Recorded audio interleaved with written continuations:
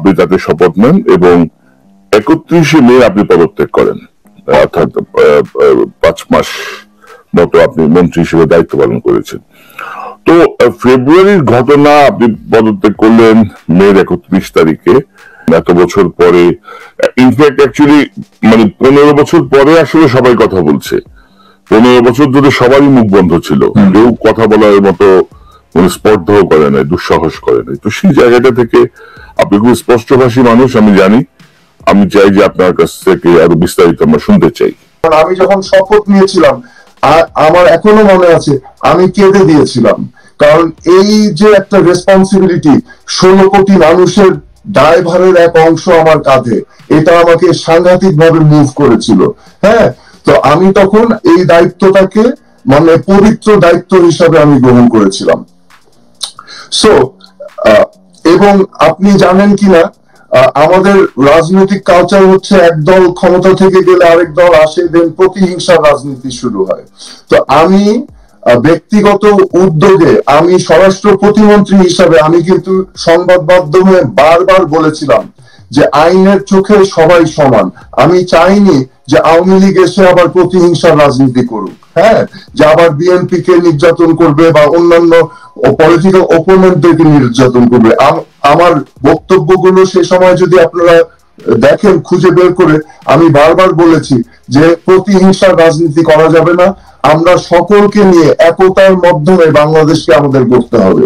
হ্যাঁ, so that was my message all along, এবং আমি মনে প্রাণে সেটা বিশ্বাস করতাম। আমরা পুলিশ এবং সকল রাষ্ট্রীয় যন্ত্রগুলোকে আমরা দলীয়করণ মুক্ত করব। আমরা তাদেরকে স্বাধীনভাবে কাজ করতে দেব এবং ওইভাবেই সংস্কার করে আমরা ভবিষ্যতের একটা সুন্দর বাংলাদেশ গড়ব। আমরা ওয়াদা করেছিলাম যদি আমরা ক্ষমতায় যাই তাহলে আমরা নির্বাচন কমিশনকে একটি ইন্ডিপেন্ডেন্ট এবং নিরপেক্ষভাবে যাতে কাজ করতে পারে এরকম একটি প্রতিষ্ঠান হিসাবে আমরা আবার সংস্কার করব। তো এগুলো স্বাভাবিকভাবে আমাকে খুবই অনুপ্রাণিত করেছিল, because I consider myself as a patriot. আমি বাংলাদেশকে ভালোবাসি এবং আমি সবসময় চেয়েছি যে বাংলাদেশের একটি সুন্দর ভবিষ্যৎ আসুক। কারণ আপনি যেটা বলেছেন, আমার বাবার অবদান ছিল আমাদের মহান মুক্তিযুদ্ধে, লক্ষ লক্ষ মানুষের প্রাণের বিনিময়ে আমরা এই স্বাধীনতা পেয়েছি। তখন আমাদের চাওয়াটা কি ছিল? আমাদের চাওয়া ছিল যে বৈষম্য থাকবে না, আমাদের চাওয়া ছিল যে হিন্দু, মুসলমান, খ্রিস্টান, বৌদ্ধ সকলেই ধর্ম বর্ণ নির্বিশেষে আমরা একটি সুন্দর বাংলাদেশ পাবো। আমাদের চাওয়াটা কি ছিল? আমরা চেয়েছিলাম এমন একটি সমাজ যেখানে আমাদের বাক স্বাধীনতা থাকবে, চিন্তার স্বাধীনতা থাকবে। আমরা এমন একটি সমাজ চেয়েছিলাম যেখানে আমাদের democratic rights, human rights would be ensured, তাই না? সেই জন্যই তো আমরা মুক্তিযুদ্ধ।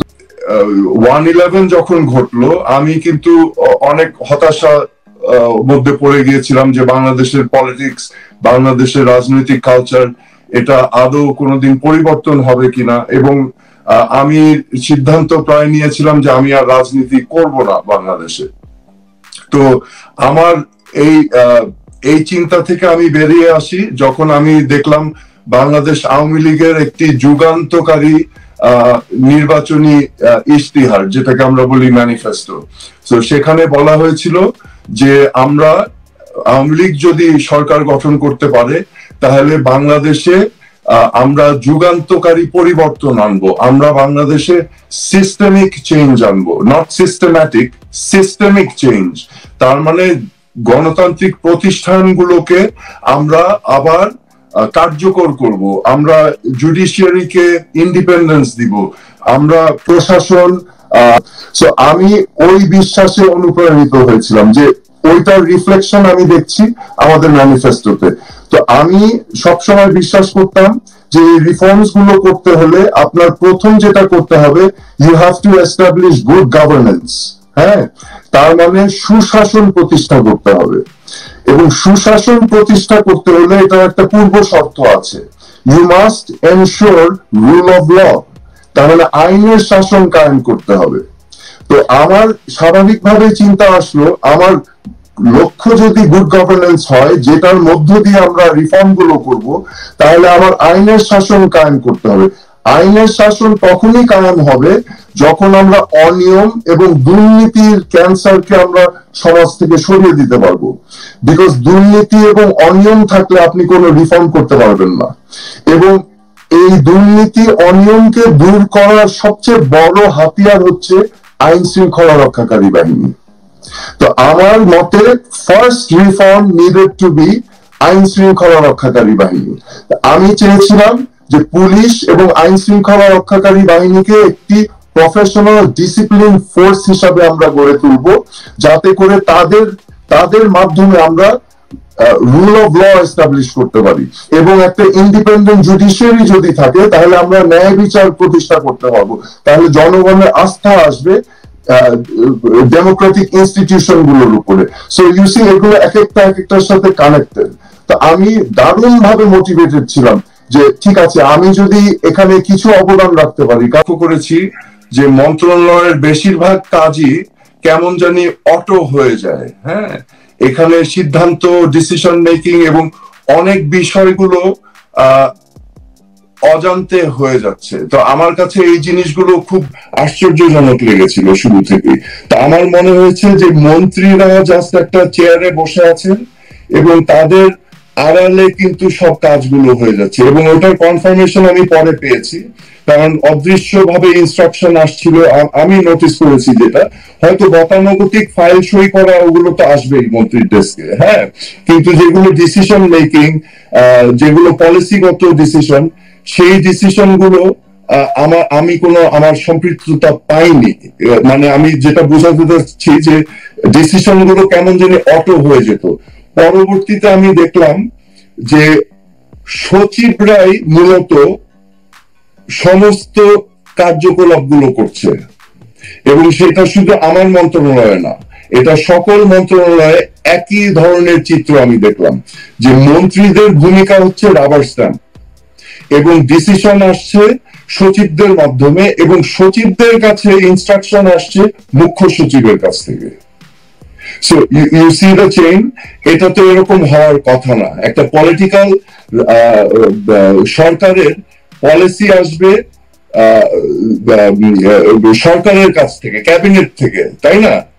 আপনি যদি আরেকটু পিছনে দেখেন, আপনার পলিটিক্যাল দল যখন ক্ষমতায় আসে, তারা একটা পলিসি ফ্রেমওয়ার্ক নিয়ে আসে এবং তারা জনগণের কাছে প্রতিজ্ঞা করে যে আমরা ক্ষমতায় আসলে এই কাজগুলো।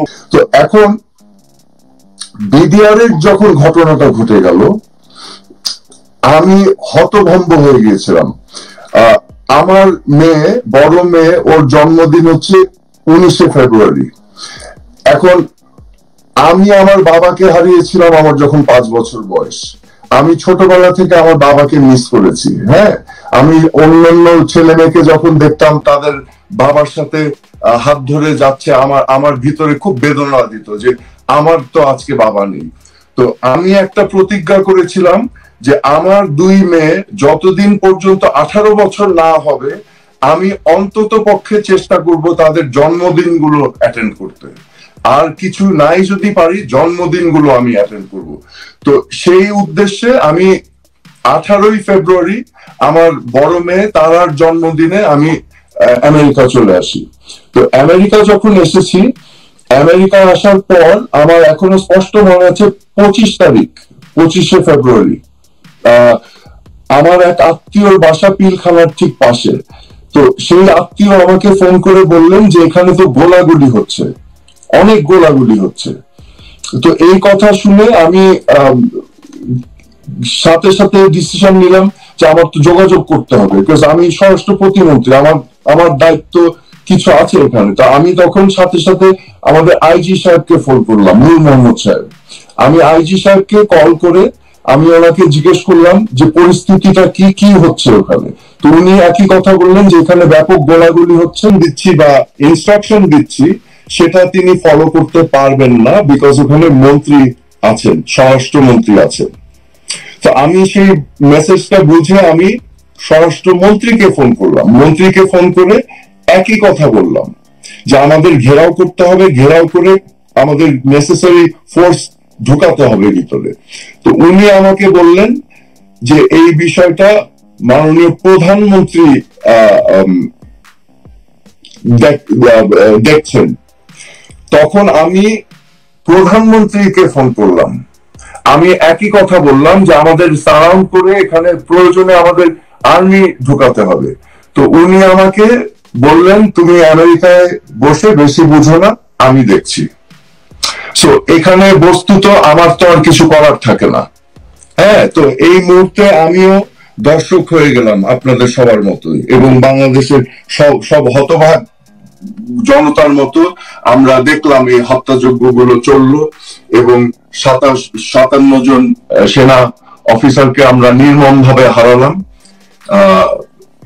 এটা তো বাংলাদেশের জন্য যে ক্ষতি হয়েছে, আমি মনে করি যে সেনাবাহিনীর মেরুদণ্ড সেদিন ভেঙে দেওয়া হয়েছিল। কারণ এই সেনা অফিসার গুলো ছিল তুখর, চৌকস এবং দেশপ্রেমিক। হ্যাঁ, আমার সৌভাগ্য হয়েছিল ওনার, বাট আমি লক্ষ্য করলাম এরকম কোনো টেন্ডেন্সি ছিল না। এই পলিসি গুলো কোথা থেকে যে আসতো, এবং আমি যতটুকু ট্র্যাক করতে পেরেছি এই সচিবদের মাধ্যমে একতরফা ভাবে ইনস্ট্রাকশন গুলো আসতো। তো এটা কি শেখ হাসিনাকে মুখ্য সচিবকে বলতো, মুখ্য সচিব সেগুলো কার্যকর করতো না? এখন মুখ্য সচিব কার ইনস্ট্রাকশনে চলে এটা তো আমি বলতে পারবো না, এটা আপনার বুঝে নিতে হবে। হ্যাঁ, সো আপনি শেখ হাসিনাকে কি ডাকেন? আমি শেখ হাসিনাকে হাসিনা আপা ডাকি। হাসিনা আপা। আচ্ছা, তো আপনার এই আপার সাথে কি বিডিআর নিয়ে কোনো কথা হয়নি পরবর্তীতে আপনার সাথে, যে আপনি জানতে চান না যে কেন আপনি এটা করলেন বা কি বিষয়? আচ্ছা, এখানে একটা ইন্টারেস্টিং ঘটনা ঘটেছে। আমি শেখ হাসিনাকে 2001 থেকে 2007 সাল বা ক্ষমতা আসা পর্যন্ত একরকম দেখেছি, এবং ওনার ভিতর ব্যাপক চেঞ্জ দেখেছি ক্ষমতায় আসার পর। 2001-এর আগে আবার একরকম দেখেছি, মানে উনি যখন ক্ষমতায় থাকেন উনি একরকম, ক্ষমতার বাইরে থাকলে ওনাকে অন্যরকম। ক্ষমতার বাইরে যখন ছিলেন 2001 থেকে 2008-9 সাল পর্যন্ত, আমি 5-6 বছর ওনার সাথে ক্লোজলি কাজ করেছি। ওনার